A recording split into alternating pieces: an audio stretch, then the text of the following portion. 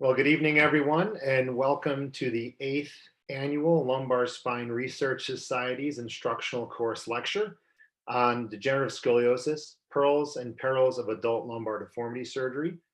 As many of you know, the ICL typically takes place right before the annual meeting in April in Chicago, but due to the COVID pandemic, unfortunately, that was not possible. We realize that there are a lot of online educational platforms and really appreciate and thank everyone for tuning in.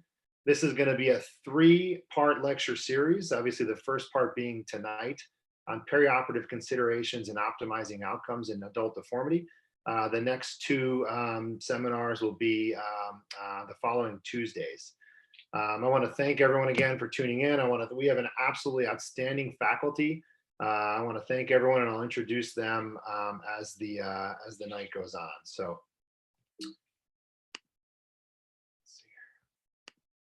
So I'm going to kick things off and talk about perioperative optimization in adult deformity surgery. These are my disclosures, none of which are relevant to the contents of this talk.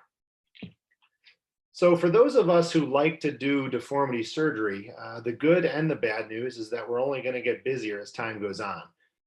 Just as a brief introduction, the population aged 65 and over is projected to double by the year 2050. So the silver tsunami is coming, and it's coming fast. I could say that because I have a little bit more gray in my beard these days, but and it's estimated that approximately 30 to 50% of these individuals will develop a degenerative scoliosis. Now, most of these individuals will not develop a clinically significant deformity, but many of these patients will have pain and disability associated with their deformity. So I think over the past 10 to 15 years, the outcomes in adult spinal deformity surgery have been shown to be generally favorable if done for the right reasons and if done well. I think we've kind of shown that sagittal plane imbalance is one of the major drivers of pain and disability in this patient population, and the restoration of age-appropriate alignment objectives tends to lead to a good outcome. So this is just a kind of a classic example of a pretty profound degenerative scoliosis that we all kind of enjoy taking care of. And in general, if we achieve good correction in these patients do relatively well. But, and I think there's kind of a big but that we have to talk about, these are big surgeries, right? These are big surgeries that have significant morbidity and potentially even mortality that's associated with them. This is just one of the studies from about 10 years ago now, kind of looking at the overall complication rate in adult deformity surgery. Overall complication rates up to 40%. In one series, the mortality rate was up to 4%, major medical complications in 15 to 20% of patients. Neurologic deficits are common, unfortunately, particularly in 3-column osteotomy procedures. Reoperation rates are relatively high, infection rates are high, and reoperation rates due to proximal junctional failures are often high. So these are very complex patients, complex operations, and a lot goes into trying to get these patients through their surgery and have good outcomes. So, I think the technical aspects of surgery are incredibly important, but I would argue that the preoperative assessment and the optimization are probably even more important. And that's really what we're going to focus on, at least in this talk today. I think a lot of centers have developed a multidisciplinary approach to the high-risk spine patient. Raj Sethi in Seattle and Tyler Koski at Northwestern were really 2 of the groups that kind of pioneered developing a specific perioperative protocol for the adult deformity patient.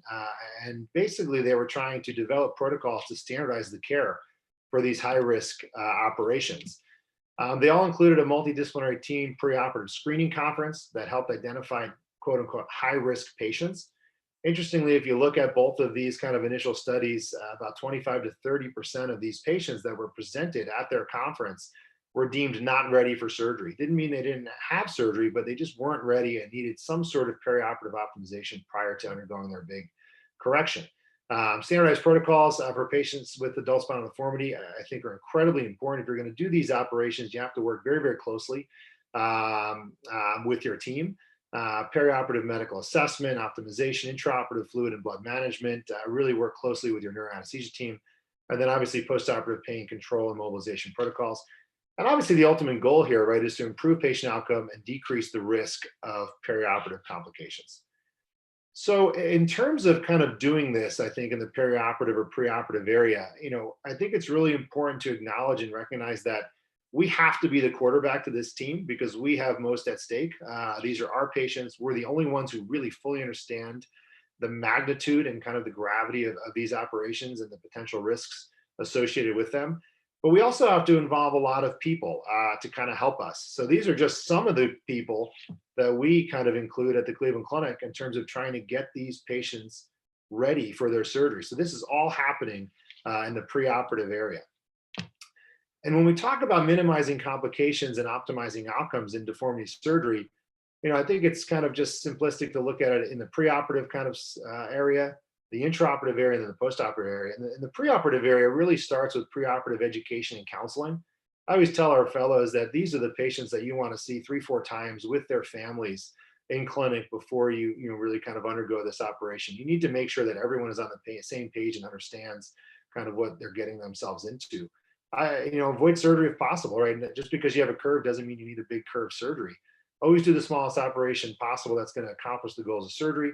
And then identify your modifiable factors and optimize them. And I think that's critically important. And I think it's very easy for us as surgeons to kind of rely on medical specialists to do this. But the truth and the fact of the matter is that they just don't fully understand the importance of all of the things that go into getting these patients ready for surgery. So you really have to kind of be the leader of this team and make sure that everything gets done.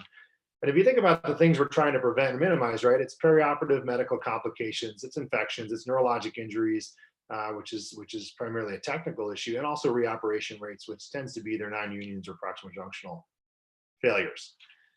So in terms of medical optimization, again, I think we need to identify and recognize the modifiable factors. I would argue that actually all of these things are modifiable.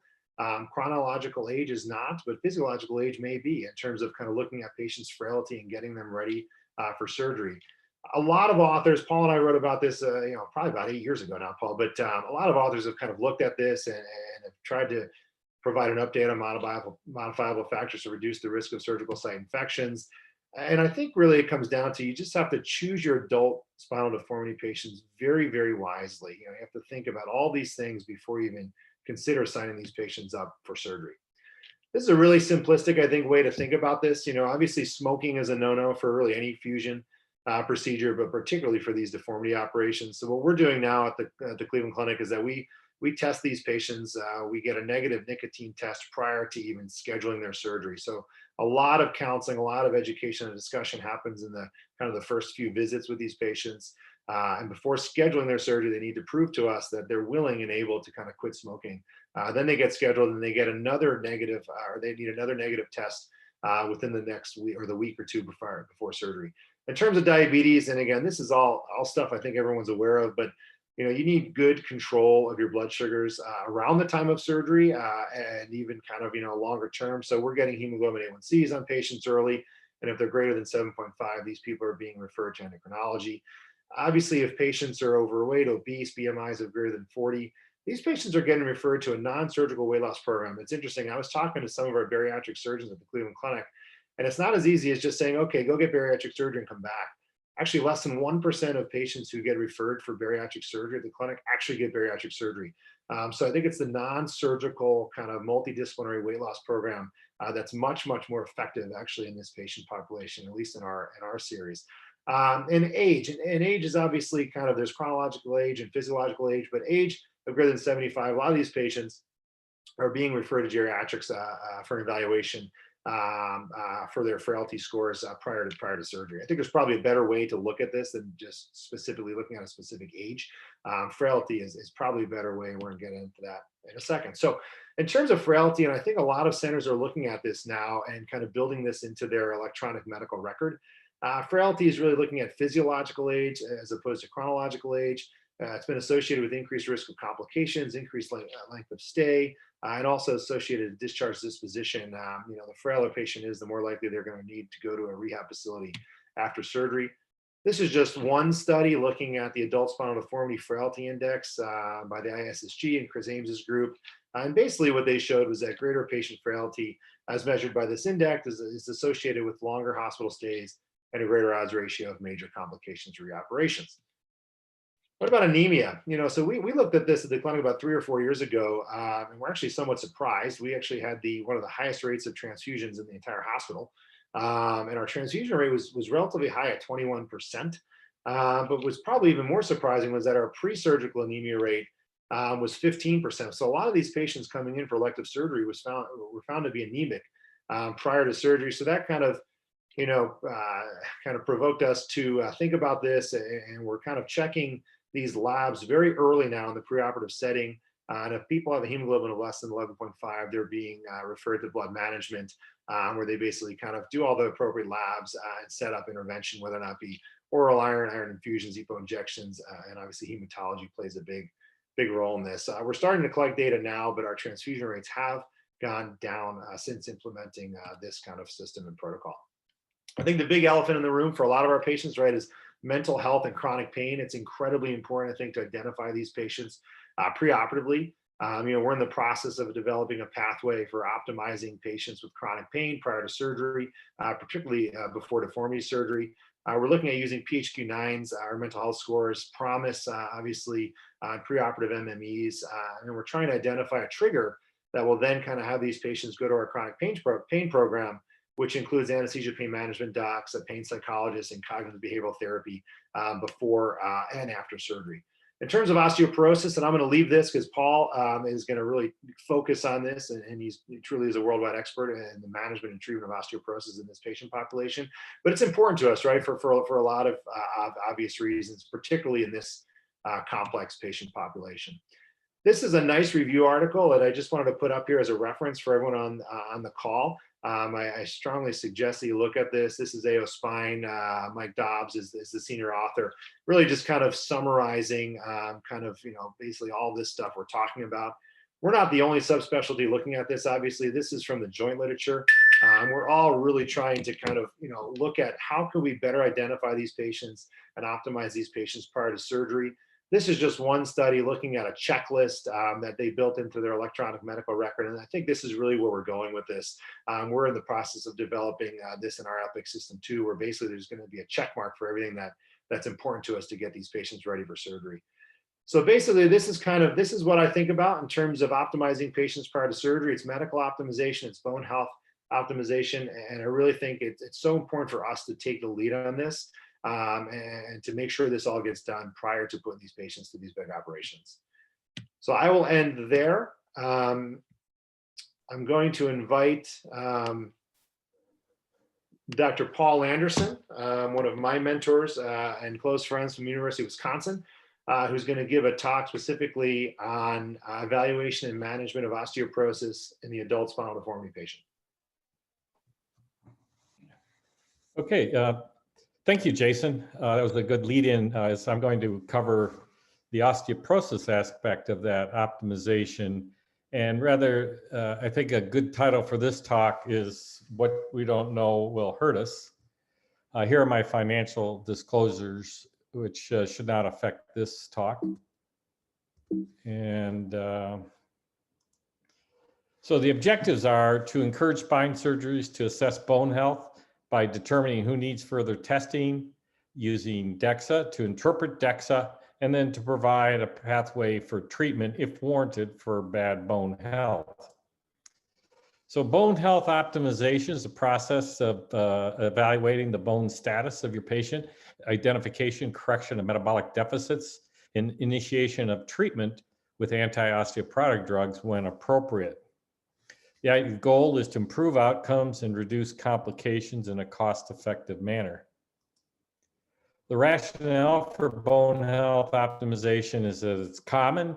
10 to 30% of patients we do surgery on have osteoporosis over the age of 50, associated with a 2.5 to 3 times greater risk of complications, associated with poorer outcomes and increased revision surgery. And to show that I am up to date with the social media, I'll show this emoji because none of this is good. And the thing is that this can be mitigated to a large degree by careful preoperative optimization. And I'm going to go over how one optimizes, as people get confused about this a little bit, is normally we would screen for a disease to see if the patient has it. Then we would test to see if it is in an optimal condition. If it's not, then we will optimize. For instance, diabetes, we would check if they're diabetic by history. We'd check hemoglobin A1C, and as Jason said, if it's not, then we would get it optimized, perhaps with endocrinology. And the same for cardiac. We would evaluate the cardiac function. If it's positive, suspicious of disease, then they undergo cardiac testing and then optimization.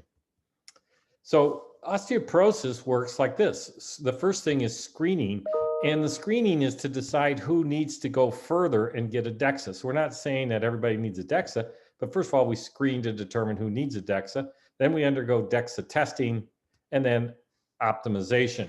Here's our protocol. It's very simple. It's based on the International Society of Clinical Densitometry recommendations. Is that patients over the age of 50 having spine surgery, if you're female over 65, male over 70, history of a fragility fracture after age 50, or a high frax index greater than 8.4% without bone mineral density testing, then you need a DEXA. This is done at the time of surgery, scheduling. So I'll talk about what the frax is right now. So the frax is a fracture risk assessment tool. This is really how treatment decisions are now made for osteoporosis by fracture risk assessment rather than T-score. There are inputs for this tool, like any tool or instrument, and there are the common risk factors for osteoporosis. You put those in, it goes in a black box, and output comes the 10-year probability of a hip fracture, or what's called a major osteoporotic fracture, or MOF. And for the screening criteria is the major osteoporotic fracture greater than 8.4%, then that patient should be further evaluated with DEXA. Just to let you know, treatment decisions are much higher. So the major osteoporotic fracture risk at 20% or hip at 3% are when we would recommend osteoporotic treatment. So here's the frax questionnaire. It's from the University of Sheffield. And you put these inputs in Epic. It can be done automatically. And then out you get this major osteoporotic fracture risk, which is 14% in this typical case, which means this patient's failed the screen and needs to have a DEXA scan. We evaluated the effectiveness of how good this protocol did, these 4 questions in 620 orthopedic patients, including spine surgery. And we found that the sensitivity was 100%. That is, this screening tool always identified patients with osteoporosis. Specificity was actually pretty good as well, which was 74% or 0.74, indicating only about 1/4 were false positive screens. So it was a very effective tool, very simple, and can be applied in anyone's office. Now, when you order a DEXA, you need to learn how to interpret it. First of all, the spine surgeons, we naturally look at the spine T-scores. That's not what you want to do. What you want to do is look at the lowest T-score of the total hip, femoral neck, spine, or wrist if it's done. And that will define your T-score. You only get 1 T-score. Sorry, if we could back that. I don't know why it's advancing on its own.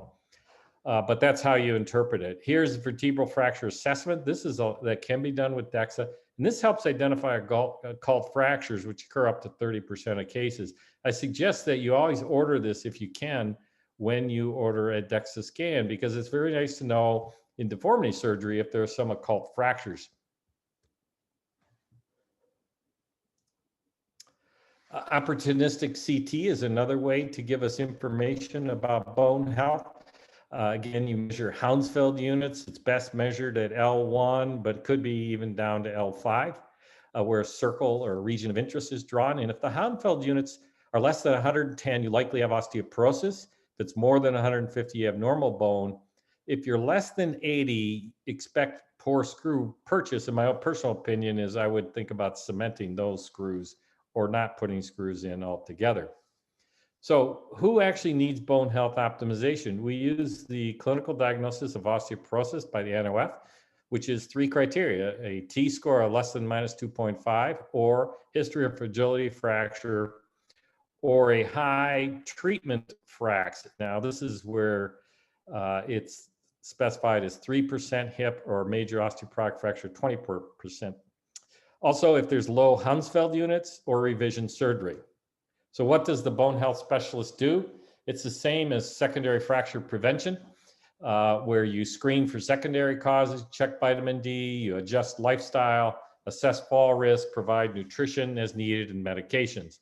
One thing about vitamin D, we actually like to put it in our beer in Wisconsin, in Schlitz beer, because it helps those patients. But if you just start giving 2,000 to 5,000 units of vitamin D3 at the time of surgery scheduling, most of your patients will be normal by the time of surgery.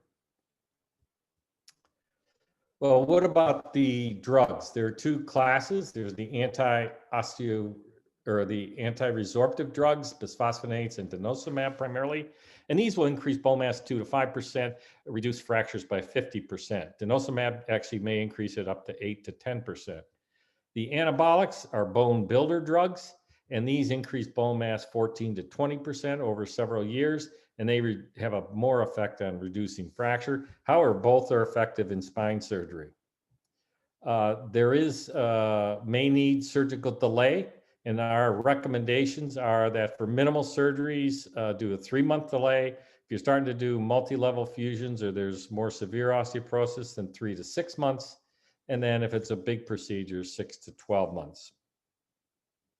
These are arbitrary and there's no evidence to back them up. The primary treatment is an anabolic drug or one of those bone building drugs. So in conclusion, you need to recognize that osteoporosis is a big problem. Spine surgeons need to take ownership. You can't ask primary care to do this. All spine patients over age 50 determine if DEXA is indicated, treat with vitamin D and calcium. You want to treat bone disease if it needs it before and after surgery. And it's best to develop some type of bone health service within your spine or local community. Thank you very much. Thanks, Paul, for that great talk. I love that talk. I always learn something different every time I hear it. And I think one of the most important things is what you said at the end, is how we have to take ownership in this. And I think we have to work very closely with our endocrinology teams to kind of make sure that we're evaluating these patients and then more importantly, probably treating these patients appropriately before surgery. So, all right, we're going to switch gears a little bit. It's my pleasure to introduce Ray Ha from the University of Southern California. Ray's going to talk about the role of predictive analytics and machine learning and adult spinal deformity. Thanks, Jason, and thanks to the Lumbar Spine Research Society, and of course, everybody who's joining us at home, from home today. Hopefully get to see you guys at the next meeting or whenever things get back to normal. I have no relevant disclosures to this talk, but here they are. Let's start with a couple definitions. I had to update myself a little bit on this nomenclature as I was putting this talk together as well. Predictive analytics is broadly defined as statistical methods which analyze current and historical facts, ultimately to make predictions about the future or otherwise unknown facts. And these has broad, widespread usage in multiple sectors, business, consumer, fraud detection, even crime detection, among others. The reason why this comes up in medicine, certainly in AST surgery, is as medical data and specifically spine data continues to grow and get into the kind of realm of big data, it's getting to the point where we're really relying on computer programming to actually make sense of these large data sets, relying on data mining, and to introduce the concept of machine learning, which is the development of a computer program which essentially improves automatically through experience. So this is where we were. A landmark paper, Paul Harrington, you can see, who is very meticulous in his data collection, but you can see the amount of data generated in one of these classic articles is certainly different from where we've come today. Just an increasing number of publications, increasing amount of data and granular data. Where are we now? Now, administrative databases such as PearlDiver and ACS NISQIP have been frequently used by spine surgeons. They have large sample size, but they tend to be bound by coding accuracy. They lack granularity and radiographic and clinical outcomes. And oftentimes we use creative coding to get readmission and complications as proxies for actual quality or outcomes. The second line, as some of these larger multi-center registries or prospective databases continue to mature, they're kind of now reaching the realm where some of these statistical methods can be applied actually very efficiently. And so a lot of the bulk of the papers I'm going to be talking about today come from the ISSG and ESSG, but also the registries, prospective registries such as the AO Knowledge Forum initiatives. The bottom line, I think I'll spend a little time on, the electronic health record really to date has been somewhat untapped, although I believe we're kind of on the cusp of really harnessing this data source, as well as mobile tech, which I think will enter into the picture very shortly as well. One example, the Parkland Medical System actually had automated extraction of some of their medical variables from the record to predict risk of readmission in certain high-risk groups. So I'm going to switch gear and kind of go back to this middle line here, some of these larger prospective cohorts now. And so the first is from the ISSG. They looked at 653 patients. This was kind of one of the earlier efforts. In their statistical methods, they used a generalized linear model and looked at various demographic, radiographic, medical, surgical, and outcome variables in their spinal deformity patients. The inclusion criteria have been extensively previously discussed and published on, but really came up with 40 variables in which they analyzed to predict length of stay, trying to develop a model which could provide some accuracy. And they do this by splitting their cohort into kind of a training and then a testing cohort to first develop the model and then to verify its accuracy, and came up with a model predicting within 75% length of stay within 2 days. This is just a list of some of the variables in order of some of their importance to that particular model. Now, that's one type of statistical method. The next few studies will concentrate on what is called decision tree modeling. And to go over this just briefly, it essentially utilizes, it predicts the value of a target value based on input variables. So in this case, one attribute will create a branch point, and there will be subsequent branch points based on additional attributes, and that will lead to a percentage of patients who ended up with a particular value. But you're focusing on one target value and then looking at the multiple variables. So in this case, Yagi et al. Looked at major complications 2 years following AST surgery. And with 190 patients, they had 48% complication rate. And on univariate and multivariate analysis, identified bone mineral density, of course, as well as higher PI-LL mismatch and frailty as significantly important.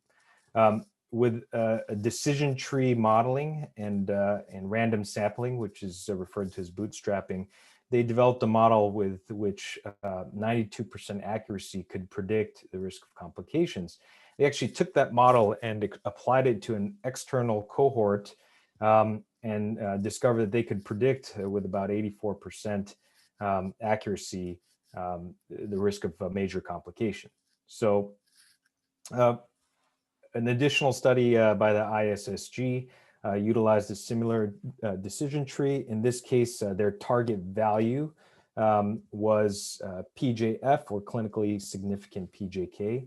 They evaluated 510 patients. The PJK and PJF group were older, had a higher BMI, tended to have greater amounts of deformity, more chance of having UIV screws instead of hooks, and at differing levels of UIV as well as LIV.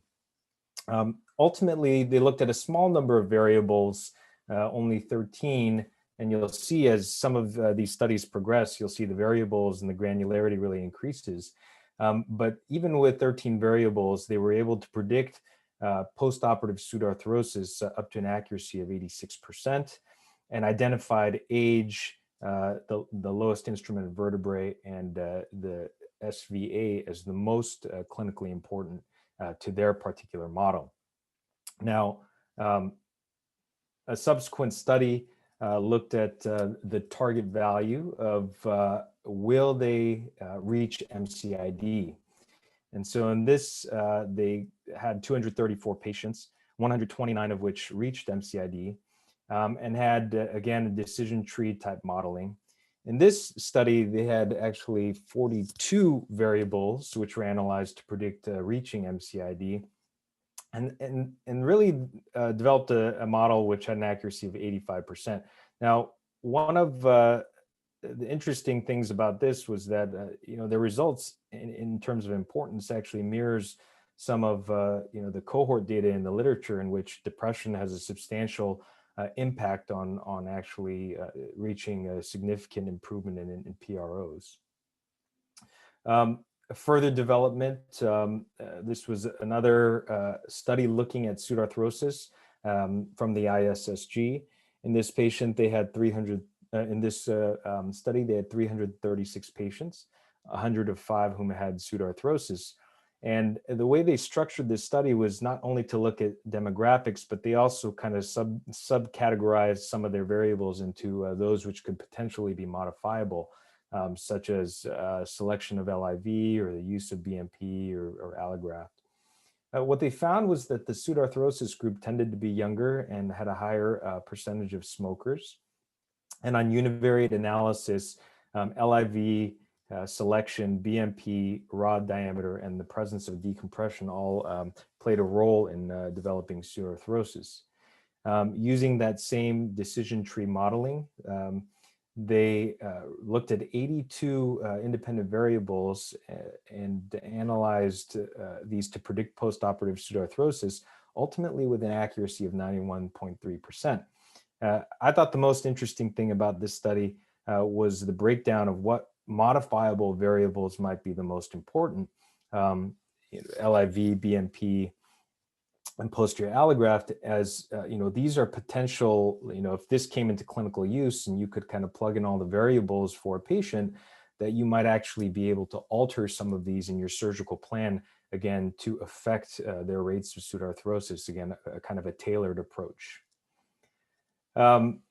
Further efforts, this is kind of getting into the machine learning realm. You can see in this study, driven by Chris Ames, they really combined the ESSG and ISSG groups to get larger numbers, had 570 patients, and used a machine learning method called hierarchical clustering, in which patients are grouped by patterns recognized by the program. So this is something that independently happens. The program is not necessarily given instructions, but there's a generation of this phylogenetic dendrogram is what it's called. It almost looks like neurons.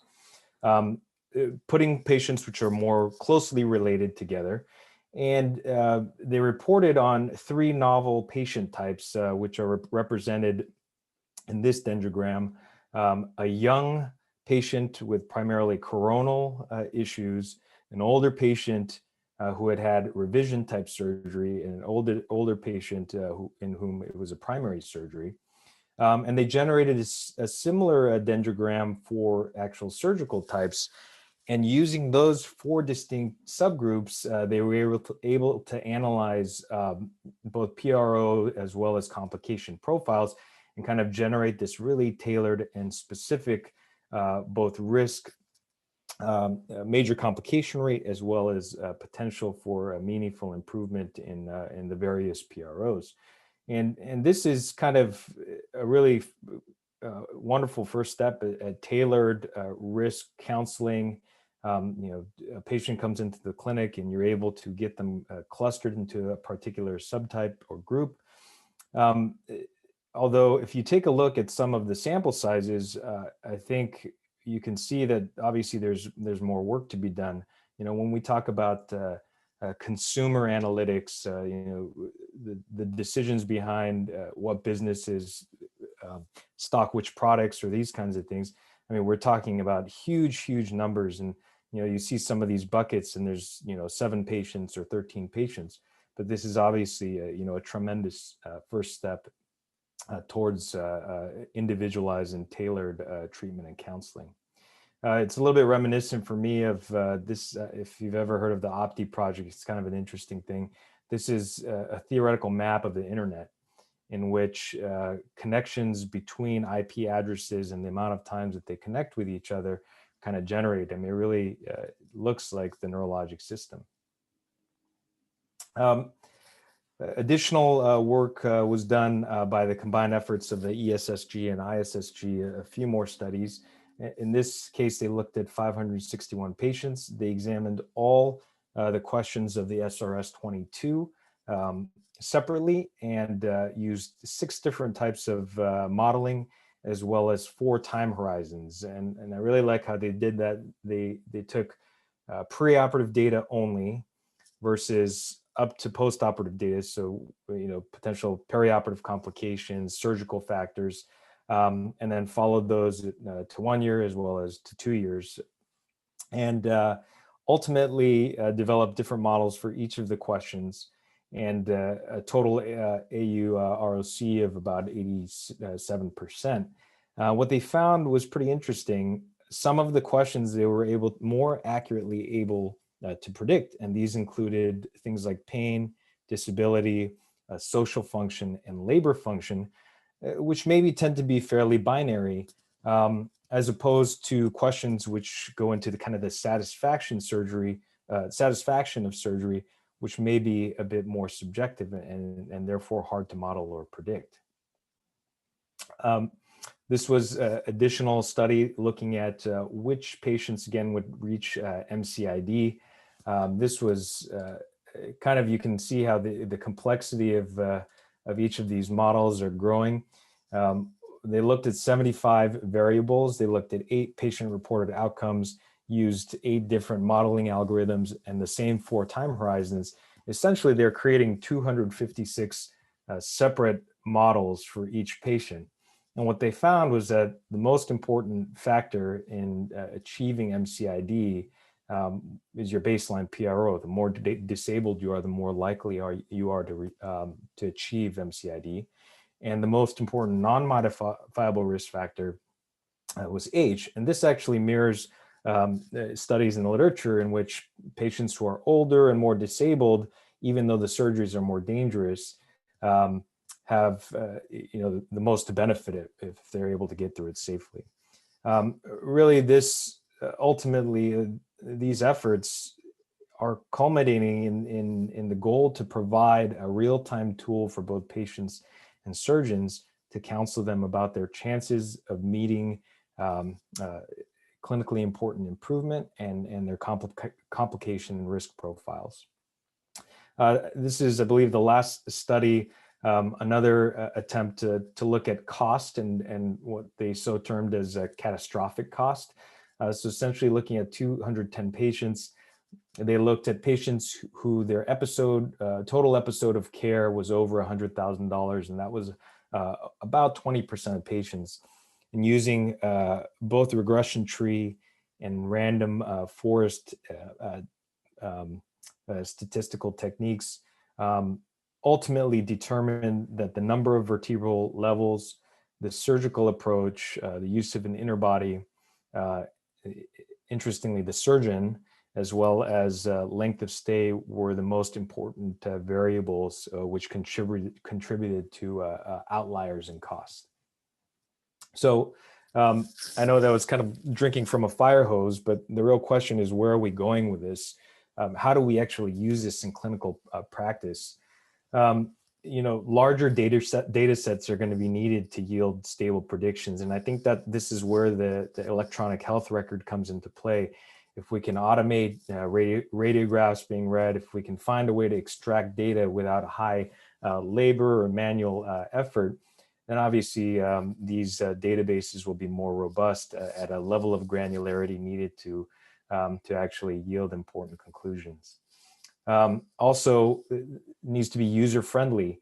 If you look at these models, it's not like I can plug in the variables like the ACS NISQIP risk tool or something like that. They sacrifice transparency to get better accuracy. And so you could think, well, how am I going to input 82 variables to determine in clinic if this patient is an appropriate candidate? Also, the models are ever changing and they need to account for changing practice. And a kind of aside, the ethics of this are a little bit tricky too, because the data or the programs learn from data which have inherent biases, and these biases also tend to be learned. That's been shown in image recognition, language recognition software, and is something that will need to be certainly looked at carefully as we look to relying on these models in the future. I think kind of the real future will be real-time analytics, where we're not looking at past data, but there's real-time interpretation of current and ongoing data, kind of multi-cloud or deep learning and artificial neural network type things. It's beyond my pay grade, or certainly the focus of the talk. So in conclusion, predictive analytics will be increasingly employed as data collection, extraction, and application begin to automate. This is, of course, in its infancy in most of medicine, but particularly in ASD, there's been substantial work done. And this is ideal for ASD patients, and the primary reason being the morbidity of the procedure and variability of outcome make a very patient-centered and specific decision making ideal. And thank you very much.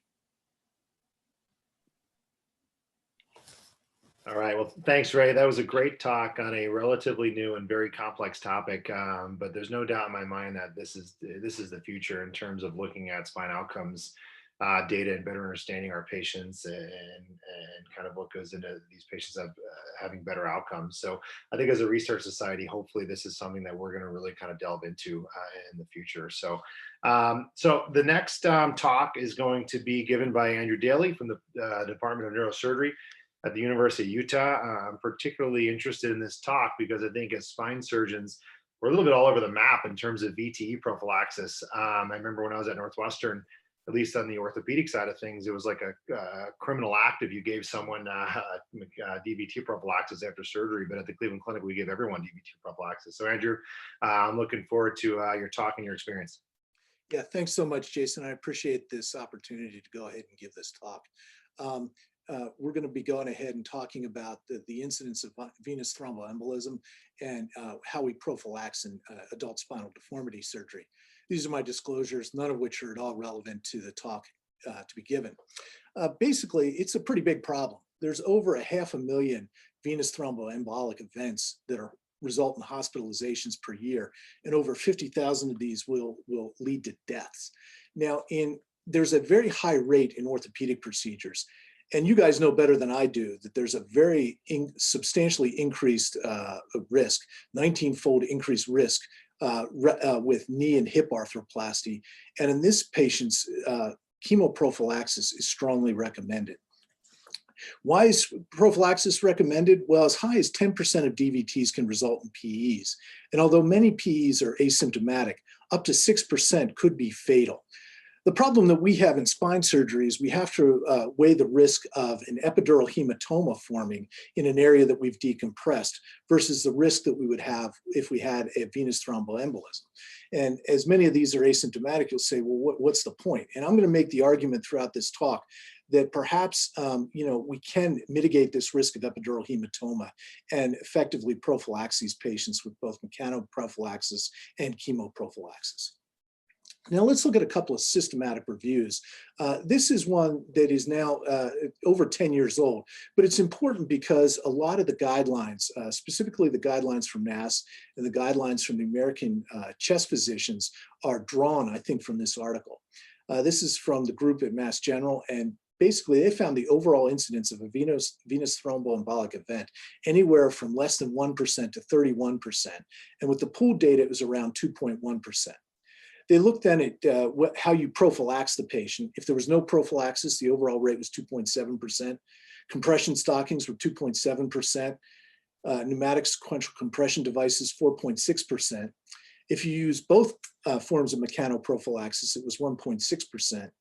And chemoprophylaxis actually had the lowest rate, but there was very poor evidence at the time to suggest to use this. And so that was very weak evidence. And even though there was a very low risk, less than 1%, it was very poor evidence. So they recommended compression stockings and pneumatic sequential compression devices as a prevention measure in the majority of spine cases.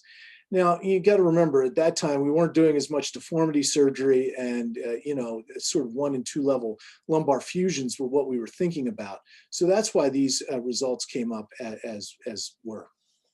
Now, this is more modern. This is from Mike Lee's group, and this reviewed 28 articles, and they only included symptomatic DVTs and PEs. And they found that the overall pooled incidence of DVT was 0.9%, and that of PE was 0.7%. They found the different rates for, DVT with no prophylaxis, 0.6%, chemoprophylaxis, 0.8%, mechanoprophylaxis, 1%, and for PE, no prophylaxis, 1.1%, chemoprophylaxis, 0.6%, mechanoprophylaxis, 0.8%. Well, they all sound about the same, but what they found was that there were 6% of the PEs were fatal. So they took a little bit stronger stance, I guess, than some of the earlier systematic analyses. And they said, be very wary of venous thromboembolism. And perhaps we should start considering chemoprophylaxis in these spine patients. Now let's look specifically at, the different types of spine surgeries and what the rates of venous thromboembolic events are.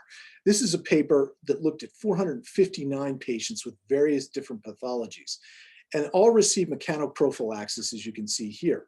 They also had a very aggressive screening protocol, and they used duplex ultrasound and lung perfusion scintigraphy at 7 to 10 days. And then if a PE was suspected, they used CT venography and everything, in everybody who was suspected at PE.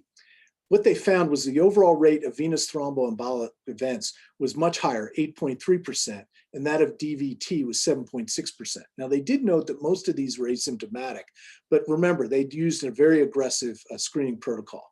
And let's just go through the groups down below. Group 1 was cervical decompressive surgery. Group 2 was a cervical fusion. Group 3 were bigger thoracolumbar fusions. And you can see there, the total venous thromboembolic event rate was much higher than it was in the cervical spine patients at 10.8%. Justin Ho published a paper, again, about 5 years ago, looking at 5,766 consecutive thoracolumbar degenerative cases. These were all types of things from decompressions alone to bigger thoracolumbar fusions. You can see there the overall prevalence of venous thromboembolic event was 1.5%, and that of PE was about 0.9%. But what they found was they had more complex surgeries, they had higher risks of PEs. And so for when they did fusions that were greater than 5 segments, there was a PE rate of 3.1%. And when they compared that to those patients that had laminectomy alone, that was only 0.6%. So there was a much higher rate. And you would throw in an osteotomy, and you can see the rate here of PE goes up to 5.3%. So there's some suggestion that more complex surgery does result in a higher VTE rate. Now, what's true in the adult spinal deformity literature? Well, surprisingly, even though the ISSG has published so much, there's very little from the ISSG on venous thromboembolic rates. The first is a paper from Hanjo Kim that was published in the Global Spine Journal. And what they found was in a cohort of 737 adult spinal deformity patients, they had a VTE rate of 4.3%. And you can see how it breaks up there into DVT and PE. Some of the things they found was that on a univariate analysis, and same-day anterior-posterior surgery resulted in a higher VTE risk. And then also in a multivariate analysis, lack of physical activity, osteoporosis, and larger SVA corrections, or bigger surgeries, frankly, resulted in a higher VTE risk. The same group then looked at an analysis of 2 databases, that from a Medicare population base and that from the surgeon maintained database, i.e. the ISSG. And what they found was, that you can see here, the DVT risk, 2.6% in the surgeon maintained database, 4.2% in the Medicare database. again suggesting higher rates of VTE in these bigger deformity surgeries. Now, what are some of the risk factors? When you read through the literature, there are a lot of risk factors, and some of these are preoperative, some are intraoperative, and some are postoperative. The preoperative risks that you can pretty much count on are older age, the inherited predispositions, a high BMI, and a prior VTE. When you're looking at perioperative risks, they found that one paper found that in a combined anterior-posterior approach, they had a VTE risk of over 13% in these patients. Other things perioperatively, the duration of the procedure, higher EBLs, and the need for transfusion all conferred a risk for a venous thromboembolic event. Again, static positioning and multi-stage surgeries are suggestive of higher rates, as well as the use of steroids. And this is something that I've thought about because when I read this paper, it was from, again, the NISQIP database. They did clearly show that there was a higher risk of VTE with the use of steroids. Finally, things like immobility or a neurologic deficit would obviously confer a higher risk postoperatively. And I think those patients should very much be considered for stronger chemoprophylaxis. Well, how can we intervene? This is a great little graph, or should I say diagram, that is from this review in JBJS from last year. And the two ways we can really intervene are heparin, as you can see here, which upregulates antithrombin, which would then interferes with thrombin and factor 10A, and the mechanoprophylaxis, which interferes with the fibrin clot. There's not a lot of literature on the DOACs, or the direct oral anticoagulants, which affect factor 10A, at least in the spine literature. But this is something that's becoming much, much more common in the neurosurgical literature, and another way to potentially intervene in these patients. Now, what do we really fear? Well, we really fear the risks of an epidural hematoma. And what's the rate of that, and what does the literature say about that? Well, this is a review from the European Spine Journal and shows the incidence in the literature is anywhere from 0.1 to 1%. In a cohort of 15,000 patients, they found a rate of slightly less than 0.2%. And how it presented was usually a decrease in muscle power, but also intractable pain. Some of the risk factors were preoperative diastolic blood pressure, the use of a lot of powdered gel foam that you place into the wound and so forth and try to tampen out it that way, and also a decreased drain output, interestingly.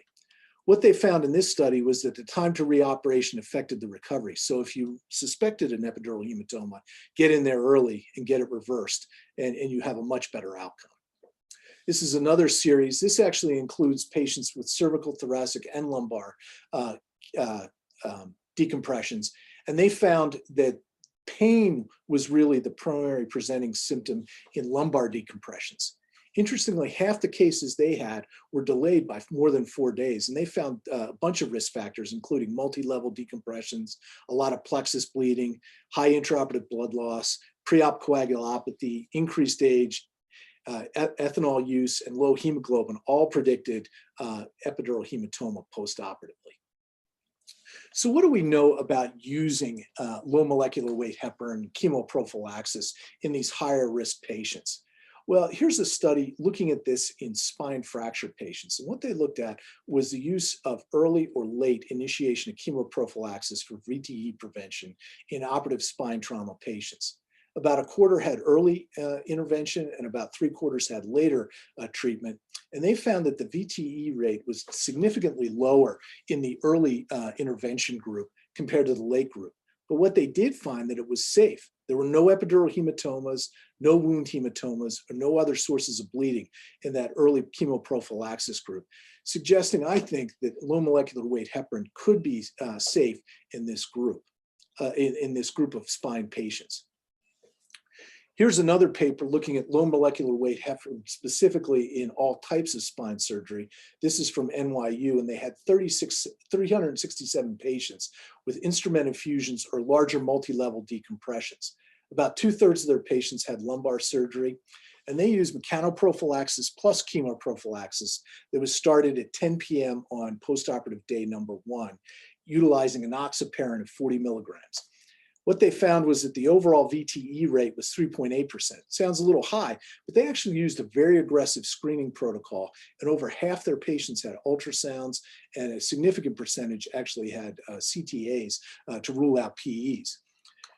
They found using chemoprophylaxis. It started early. They had no epidural hematomas or no wound hematomas that needed to go back to the OR for evacuation. So talking about aggressive screening protocols in this situation, I'm going to take the last minute or two here to review something that we presented at the LSRS last year. And that's looking at an aggressive screening protocol for DVTs using D-dimer, which are obviously the fiber degradation products that you get from a clot. Now, there's Wells criteria that you can use that look at clinical criteria, but these are very complex and often lead to, a lot of false positives, false negatives, and you're never sure who to screen and who not to. What we did was we looked at a bioinformatics screening of neurosurgical patients who underwent an institutional D-dimer protocol over almost a 10-year span. Our D-dimer protocol was we checked a D-dimer at the day of admission, followed by every other day lab draws. And if we had a D-dimer value of greater than 3, we prompted a duplex ultrasound. What you could find is that we then looked at those patients who had D-dimers that were greater than 3, and I subsequently had a venous duplex ultrasound. And we had 506 spine patients, 78 of whom we found a DVT in, and 428 did not have a DVT. What we found was there were significant differences in age, gender, spine, whether there was a presence of spine trauma or not, the length of stay, and admission D-dimer values between those who had DVTs and those who did not have DVTs. We found no difference in the rate of DVTs with ASA, GCS, major surgical procedures, infection rate, or disposition, whether they were transferred to a SNF or not postoperatively. What we also found was that patients with a positive DVT showed a significantly higher D-dimer at the date of admission, and this was maintained throughout their admission and often peaked at basically 6.3. We found higher D-dimer levels basically at every time point we checked. In the multivariate regression analysis, we found that a D-dimer greater than 2.5 was an independent predictor of DVT and conferred a 30% increased risk of a DVT from baseline. So this is something we use in conjunction with aggressive chemoprophylaxis now. So what I would propose as a protocol is saying that adult spinal deformity patients are higher risk for DVT. We use mechanoprophylaxis with pneumatic compression devices. We place subfascial drains, but we also will start enoxaparin at 36 hours or postoperative day morning number 2, and then use an aggressive screening protocol for DVTs utilizing the D-dimer to go ahead and then enact whether we get a duplex or a CTA of the chest if we're worried about symptoms of a PE, and then transfer them over to a DOAC if one of these screening methods is positive.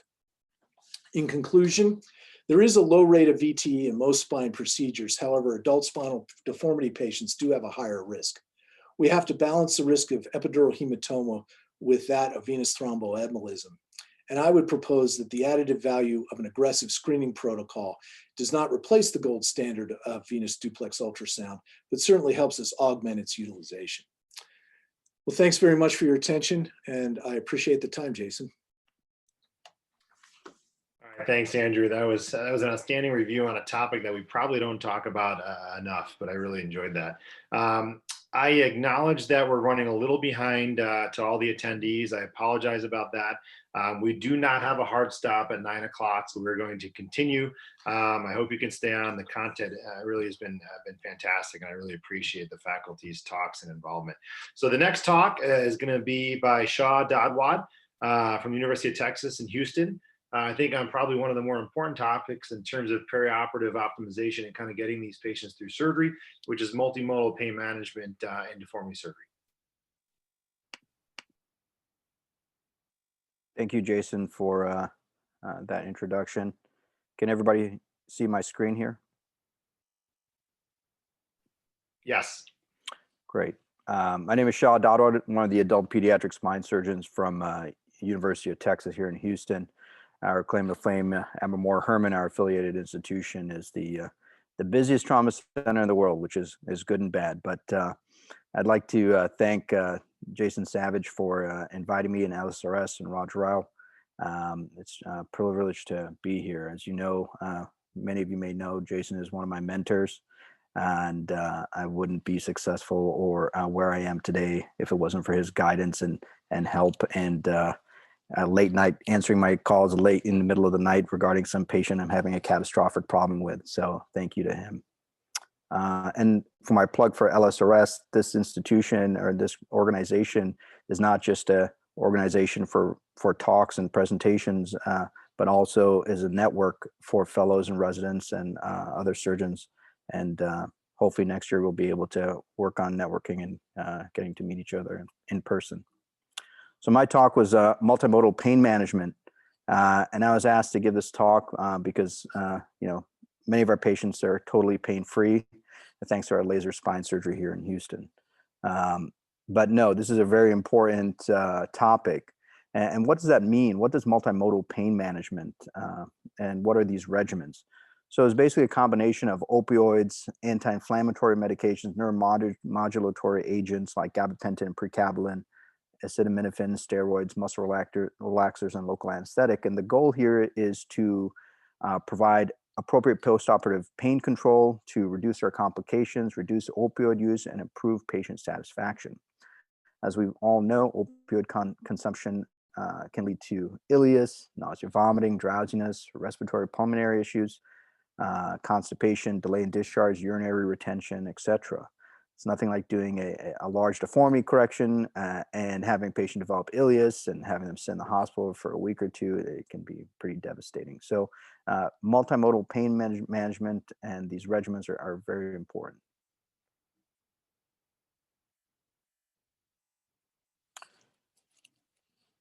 So before the OR, one of the most important things, as Dr. Savage mentioned, is what you do before that patient even hits the operating room. So what are their preoperative pain medications? I think that's very important to ask that. Are they taking 6 5-milligram oxycodone pills a day? Are they on oral Dilaudid? These are important things to know so you can appropriately manage them after surgery. Also chronic benzodiazepines. If they're taking gabapentin or pregabalin, these things can affect how they do postoperatively. For example, in my multimodal pain regimen, all patients either get pregabalin or gabapentin. So if they're on that preoperatively, you want to continue with that same medication. And some patients come in with incredibly high dosages of gabapentin. And it's helpful to know that ahead of time. So after surgery, you can get them on the appropriate dose. Are you able to wean any of these patients from opioids preoperatively to try to desensitize them? I think that's really important, and trying to work with their pain management physicians. Many of them, some have privileges in the hospital, and you can coordinate care with them or consult them postoperatively to help manage their pain. Also, these pain questionnaires and figuring out if they have a chronic pain syndrome and trying to get them appropriately identified as a high-risk patient so you have a plan. So like anything that we do in spine surgery, planning is critical here. Preoperatively, what are you trying to do? You're trying to prevent peripheral nervous system and central nervous system sensitization. So when you make a noxious stimuli and you put that knife on the skin, there's an inflammatory cascade that occurs, and you're trying to prevent some of the production of those inflammatory chemicals. So these gabapentinoids like gabapentin or pregabalin, they block calcium-gated voltage channels. And this in turn decreases neurotransmitter release of substance P, glutamate, and noradrenaline. Substance P, as many of you know, is involved in the synaptic terminals of sensory nerves, and they promote this cascade of inflammation and pain. So gabapentinoids given preoperatively can have significant effect on how those patients do postoperatively from a pain management standpoint. There are multiple studies that show the benefit of gabapentinoid medications. Wang et al. In 2017 did a meta-analysis of 17 papers that describe gabapentinoid medications, whether it was pregabalin or gabapentin. And they showed that this reduced postoperative pain, total morphine consumption, and morphine-related complications following spine surgery. NSAID. So many of us may use COX-2 inhibitors like Celebrex. So these medications block the synthesis of prostaglandins by inhibiting COX-1 and COX-2, so they reduce the acute inflammatory response. There's also this ability of the NSAIDs to inhibit prostaglandin synthesis in the spinal cord and reduce the peripheral nociception. So what does that mean? It basically, the body is less able to appreciate pain once it comes back through the brain into the central nervous system. So NSAIDs are critical. There's obviously a concern with some NSAIDs, and we worry about hematoma, epidural hematoma, and bleeding, pseudoarthrosis. For many patients, Celebrex, 100 milligrams twice a day, or even 200 milligrams once a day. Some people preoperatively may give 400 milligrams. These things have been shown to not necessarily affect pseudoarthrosis rates as much, and many patients have had these regimens and not developed bleeding complications intraoperatively or postoperatively. What is interesting is that there's a synergism between an NSAID and a gabapentinoid. So, for example, the addition of Celebrex with gabapentin given preoperatively does reduce pain and opioid consumption postoperatively more than either medication alone. And some physicians use Celebrex, some physicians use ketorolac, and either are appropriate. Tylenol. Tylenol is a great medication, and we routinely use Tylenol on our patients, and it's been shown to reduce morphine consumption by 22 to 46% in patients undergoing major orthopedic surgery or spinal fusion. And this has been shown time and time again. Preoperatively, some patients receive epidural injections, and this is something that is done quite a bit in the pediatric spinal deformity patients, and some surgeons do it in the adult population as well. It can logistically be difficult when you're trying to get started on a large surgery to have this done, but there are studies to support this with single caudal epidural injections of Marcaine tramadol. It's safe, simple, effective. It does significantly improve post-op pain, VAS, and the need for first dose of opioids.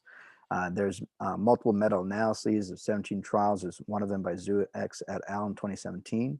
It shows that patients that did have epidurals provided significant superior analgesia, higher patient satisfaction, and decreased overall opioid consumption.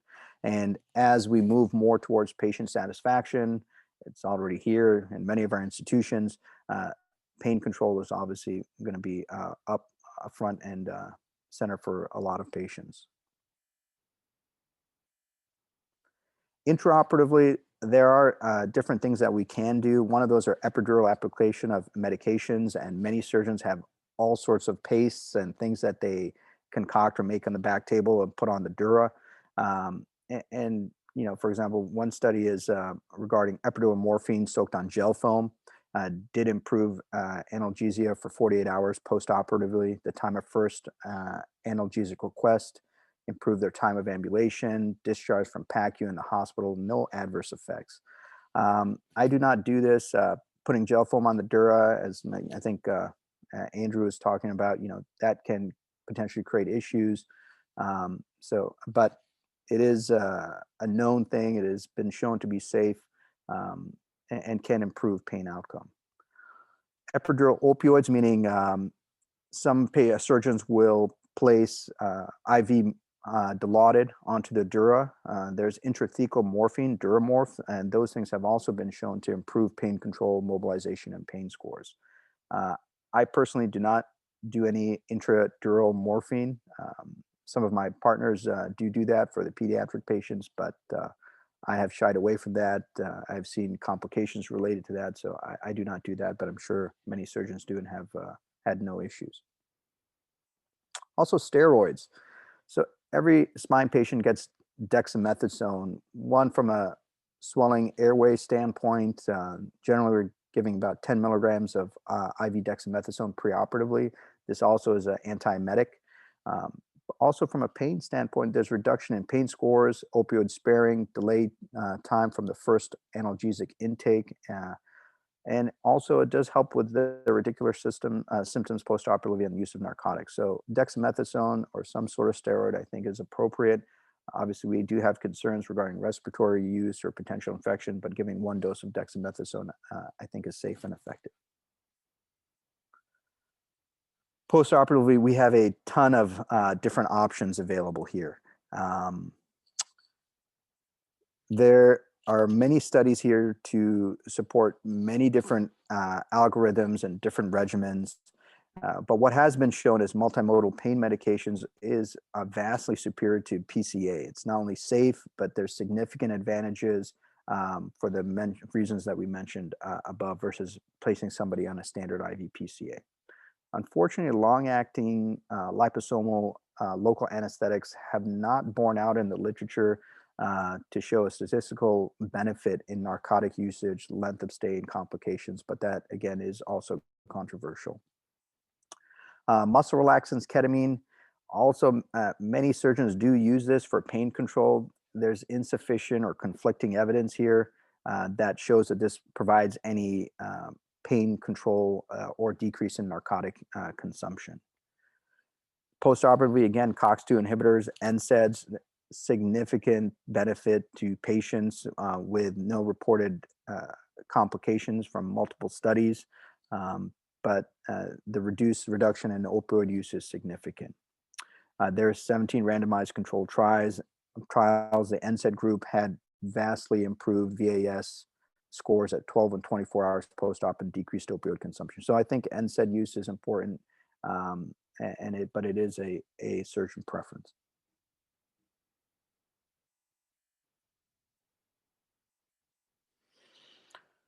From a summary standpoint, there are, again, many different options here. One regimen that I think that I use is preoperatively, these patients are given Tylenol and pregabalin 1 hour prior to surgery. Pretty much as soon as they come in, they take this with a sip of water. I think this does reduce their postoperative pain. When I was a resident, when we used to do amputations in oncology, we would actually inject the nerves with lidocaine prior to cutting them. That desensitization, the surgeons I worked with thought decreased the phantom pain that was associated with amputations. And so I think preemptively trying to attack the pain is very important. So Tylenol and pregabalin is part of my protocol. Intraoperatively, we use lidocaine and marcaine with epi. Why the mixture? Marcaine does take several minutes to work. Lidocaine works very rapidly, but marcaine is a little longer acting. So by the time injection and incision is made, it's within 30 seconds. So I try to give lidocaine and marcaine half and half and inject that at the time of incision as well as at closure. Dexamethasone, and give this 10 milligrams IV preoperatively once the patient's asleep, intraoperatively, sorry. Postoperatively, I do not have one standard regimen. And that is because, some patients are in their late 70s and they may not tolerate pregabalin or tramadol. And so I adjust the medications based on age as well. If I feel a patient may be sensitive to some of these medications, I will reduce the dose. I may give 50 milligrams of pregabalin or a lower dose of gabapentin. But in general, we give multimodal pain medications, which involves pregabalin, tramadol, generally Tylenol number 3, which is Tylenol with codeine. As many of you know, sometimes codeine is not metabolized by certain patients, and then we'll switch them to Norco. Flexerol, I do use Flexerol. I generally use it at bedtime, QHS, and that can help with some of these patients to get some rest. But I don't think it does provide a pain relief. It usually just makes patients drowsy. If they have significant deformity surgery or they're not being controlled, sometimes I will place patients on OxyContin, which is an extended release, 10 milligrams twice a day, 1 in the morning, 1 in the evening, which I'll give for about a week. And that will get them through that immediate postoperative pain. But I try to avoid doing this. And then obviously beyond Tylenol with codeine, we can use Norco or Percocet if their pain is not controlled. But I always try with the lowest amount first, and then we can always work our way up. Tried to get us back on schedule here a little bit. Any questions or concerns there? I think this is an incredibly important topic. I think there's a lot of different protocols that people use. I think as a society, hopefully, this is something that we could definitely look into and hopefully advance, the literature moving forward. Because I agree, I think there's so many different things that people are doing to try to control pain perioperatively. So, all right, very good. So last, but certainly not least, Jeff Coe, who is the chair of the Education Committee for RS this year, is going to talk about the trials and tribulations of adult spinal deformity in the private practice setting, and kind of talk about, quote unquote, is it worth it? Jeff, sorry for running behind. But it's all right. Can you hear me? Looking forward to your talk. Can you hear me, and can you see my slides? Absolutely, looks perfect. So I want to thank my co-chair Jason and Katie and Raj, who appointed me to the Education Committee, the LSRS, for the private practice perspective. I've been in private practice in Northern California, either in my own practice or in the last 3 years at Ortho NorCal, the largest single specialty orthopedic group in my county. And I'm going to go ahead. Is it worth it to do spinal deformity? Here are my disclosures. None of these are particularly relevant, except that I am the chair of the fellowship committee of the SRS, and would encourage those that are interested in deformity to at least become an associate member, attend the meetings, and an active member if this is really something you want to do. So if you're going to do adult deformity surgery in private practice, you need to have training and expertise and interest.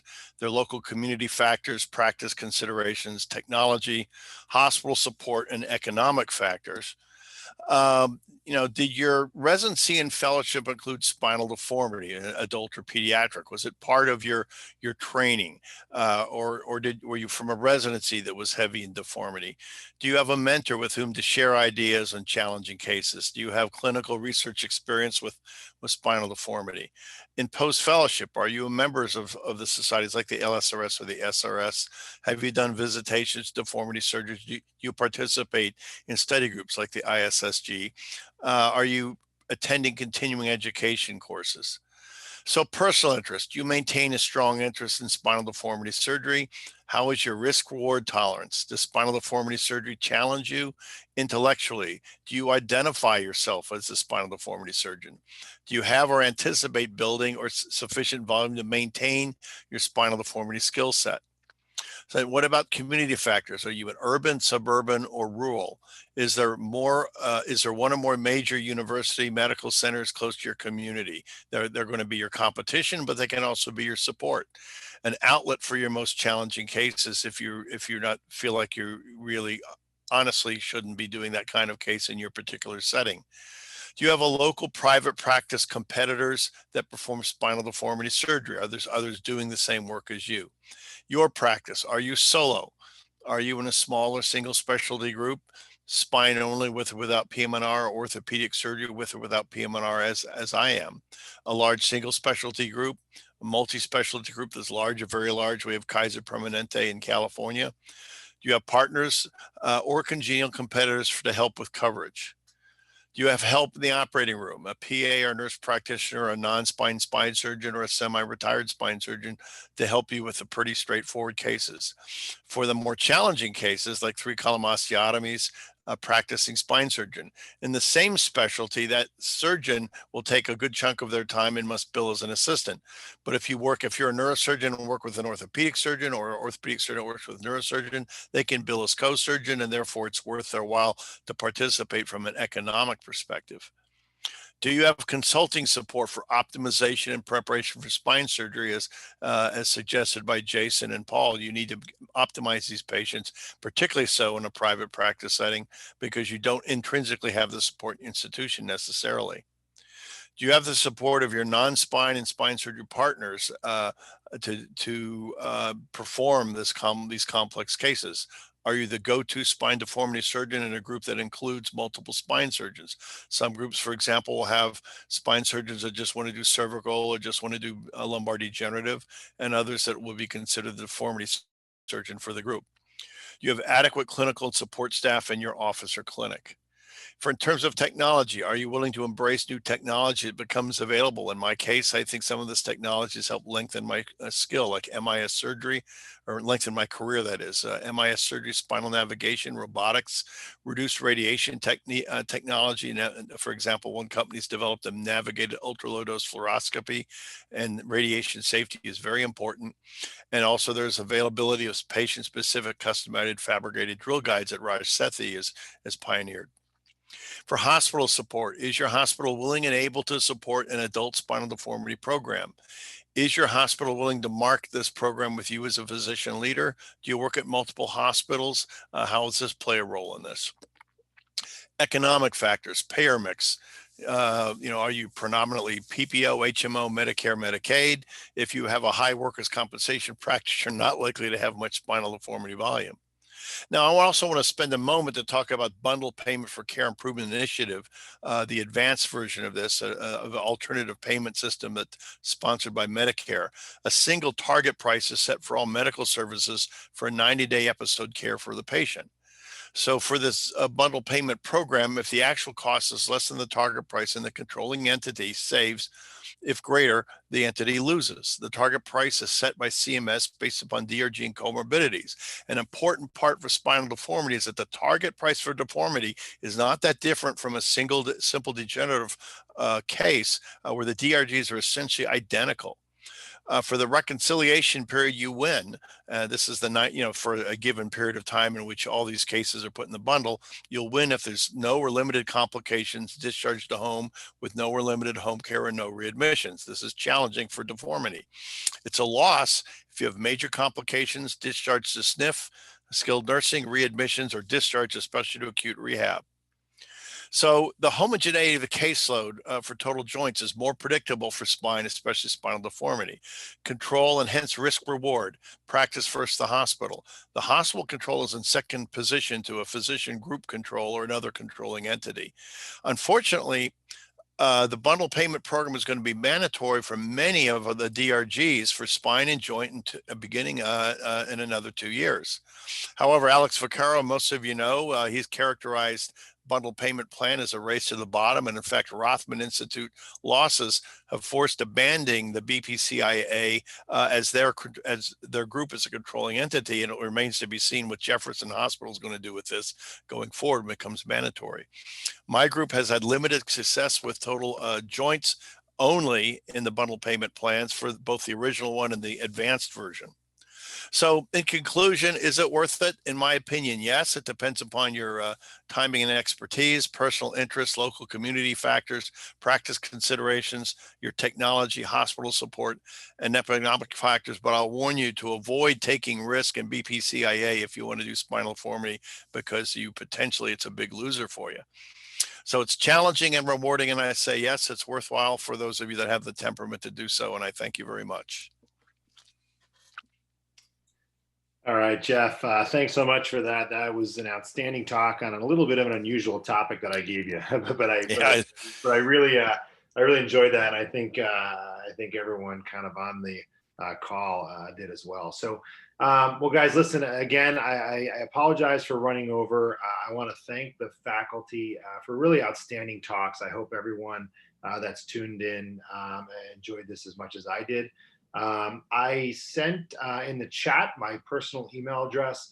If there are any questions about any of the content, please feel free to reach out to me. Out of respect for everyone's time, we're not going to have a formal Q&A now because we're about 25 minutes over.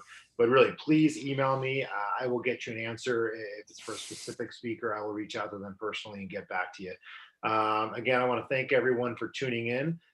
Please join us next Tuesday, the same time at 8 p.m. When we're going to continue this ICL webinar series and talk about surgical considerations in the adult spinal deformity patient. So again, thanks everyone and have a great night. Thank you, Jason. Thanks, Jason, everyone.